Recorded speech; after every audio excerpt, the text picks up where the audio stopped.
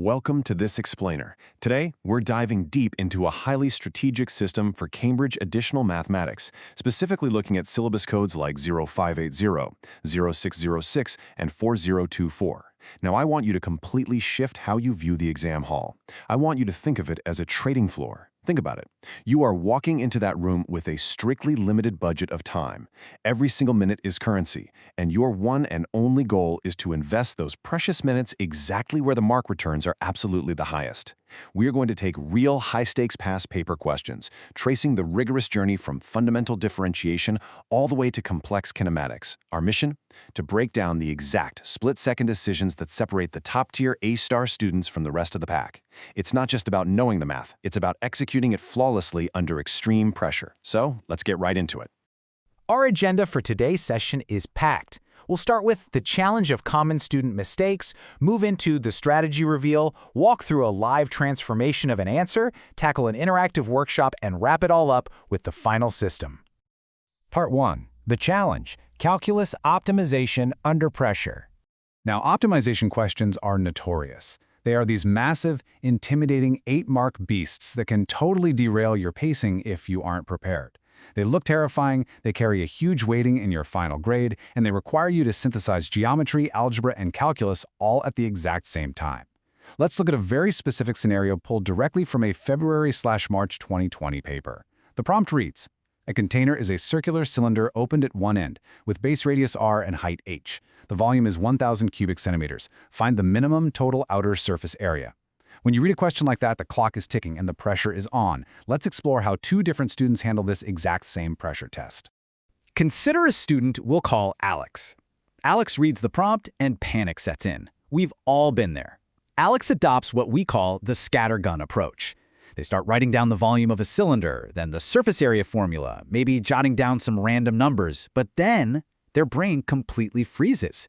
There is no structured path forward. Just raw mathematical facts scattered on the page without any logical analysis tying them together. Now consider another student, Sam. Sam is a bit more confident. Sam actually manages to substitute the height h into the area formula and skillfully differentiates it to find the derivative, dA over dr. Sounds like a guaranteed 8 marks, right? Wrong. Sam loses crucial, easily avoidable marks. Why? Because Sam was rushing and completely skipped the minimum proof. The examiner's command word explicitly asks the student to confirm that the value represents a minimum area. That absolutely requires performing the second derivative test. This brilliantly illustrates a core truth about Cambridge exams.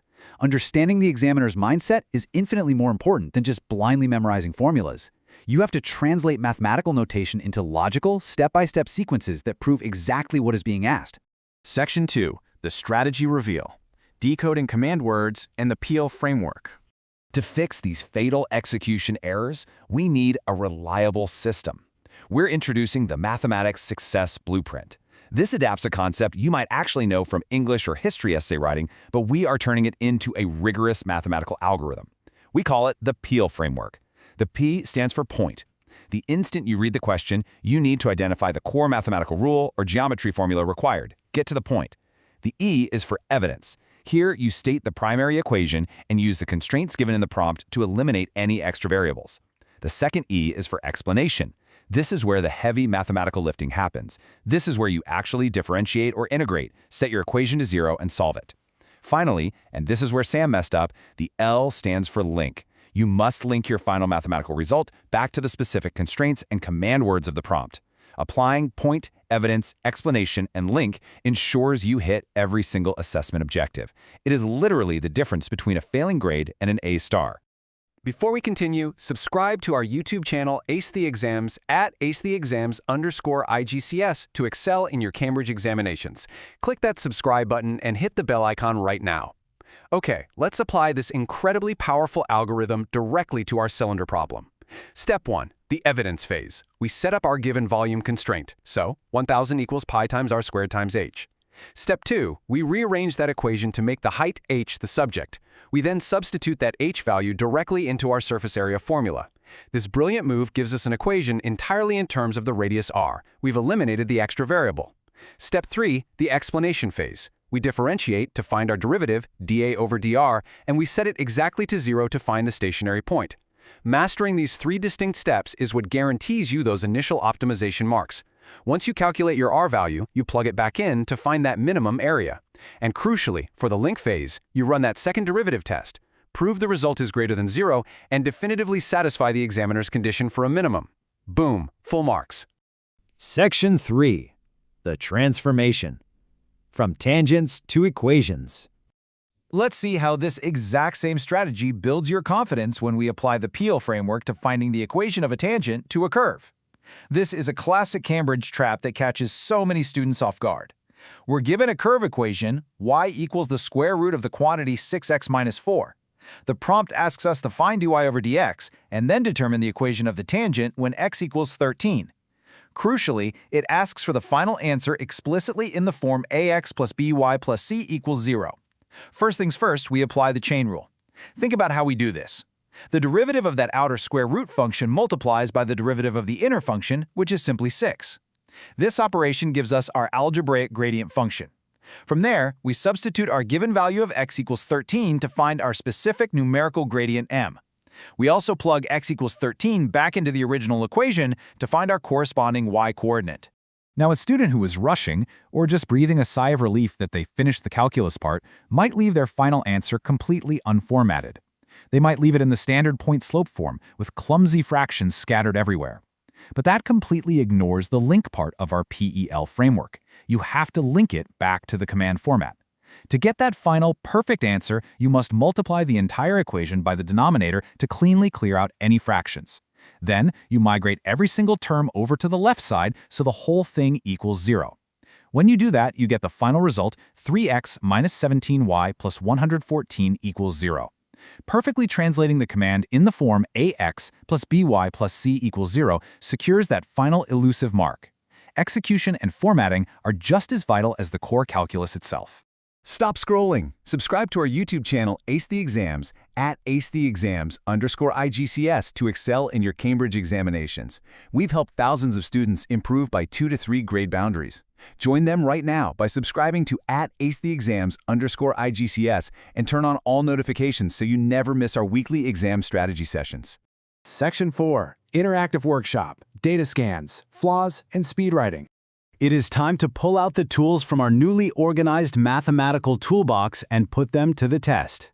For Challenge 1, imagine scanning a set of data extracted from a velocity time graph for a particle we'll call particle P. You have a table showing time in seconds against velocity in meters per second. At time 0, the velocity is 5. At time 10, the velocity is 15. The question simply asks for the acceleration at time t equals 5. Take a split second to logically extract the core trend here. Don't overcomplicate it. Acceleration on a velocity time graph is simply the gradient. It is the change in velocity divided by the change in time. Between t equals 0 and t equals 10, the velocity increases in a perfectly linear fashion from 5 up to 15. That is a total change of 10 meters per second, occurring over a time span of 10 seconds. 10 divided by 10. Therefore, the acceleration at any point on that line, including t equals 5, is exactly 1 meter per second squared. Quick, precise logic equals maximum marks. Moving right along to Challenge 2. This is a notoriously tricky Cambridge integration trap pulled straight from a past paper. We are asked to find the exact area of the region enclosed by the curve y equals 5 plus 4 tan squared 3x, between the limits of pi over 2 and pi. Now, at first glance, a massive number of students might try to apply reverse power rules directly to that tan squared term. It seems intuitive, right? But remember, in part 1 of this specific exam question, you would have already established a crucial trigonometric identity, that 5 plus 4 tan squared 3x actually equals 4 sec squared 3x plus 1. Knowing that, can you spot the fatal flaw in the standard student logic here? Here is the big reveal. The flaw is attempting to integrate tan squared 3x directly. You simply cannot do this with standard additional math tools. It's a trap designed to test your awareness of the whole paper. The examiner's method dictates that you must absolutely substitute the identity 4 sec squared 3x plus 1 into your integral first. Why is this so crucial? Because the integral of sec squared is a standard result. It's simply tangent.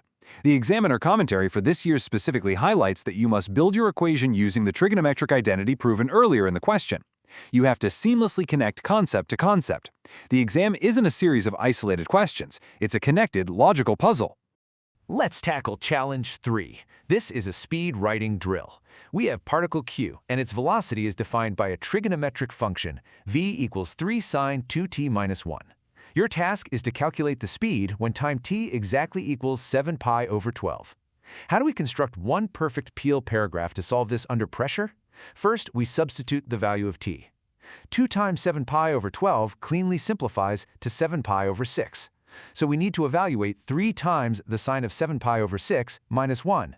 Now listen to me very carefully. Make absolutely 100% sure your calculator is set to radians, not degrees. If you miss that, you lose everything here. The sine of 7 pi over 6 in radians is negative 0.5. 3 times negative 0.5 gives us negative 1.5.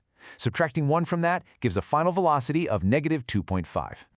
But think about the final result for a second. The answer required is positive 2.5. Why on earth did the negative sign disappear? Because the examiner's command word specifically asked for speed, not velocity. This is a classic trick. Velocity is a vector. It contains both magnitude and direction, which is why that negative sign is there. It tells us the direction of travel. But speed is a scalar quantity. It is simply the magnitude of the velocity, completely ignoring direction. Therefore, the final speed is 2.5 meters per second. You get there by trusting your substituted values, double-checking your calculator's radian setting, and paying strict, unwavering attention to the specific terminology used in the prompt. Section 5. The Final System. Maximizing your mark potential. Students who implement these mathematics strategies see an average improvement of 2 grade boundaries, but only if they practice consistently with our weekly videos. We've seen exactly how incredibly easy it is to drop hard-earned marks through poor formatting, missed minimum proofs, or simply confusing a scalar for a vector. So here's the ultimate recap cheat sheet for your Cambridge exams. First, command word decoding. Always know exactly what you are being asked to prove. Second, Peel framework application. Never ever leave a complex calculation hanging without linking it back to the question's format. Third, utilize a time management matrix. Invest your minutes where the marks are. Fourth, master identity substitution. Remember that part A almost always unlocks part B. And finally, geometric application. Trust your visual data. Here's your final reminder. Subscribe to our YouTube channel, Ace the Exams, at @acetheexams_IGCS to excel in your Cambridge examinations. Subscribe right now to @acetheexams_IGCS and click that bell. Don't let another exam pass you by. Drop a comment below with your target grade for mathematics and the biggest challenge you're facing. Our team responds to every comment. Like and share this video with a study partner. Ace the Exams. Your Cambridge success starts here. You now possess the exact framework to flawlessly format your calculus and kinematics answers. When you step onto that trading floor, you aren't just desperately solving for X anymore. You are actively managing a strategic portfolio of time, logic, and maximum marks. So the next time you encounter a massive 8-mark optimization problem, ask yourself, are you just reacting to the numbers in a panic, or are you executing a bulletproof system?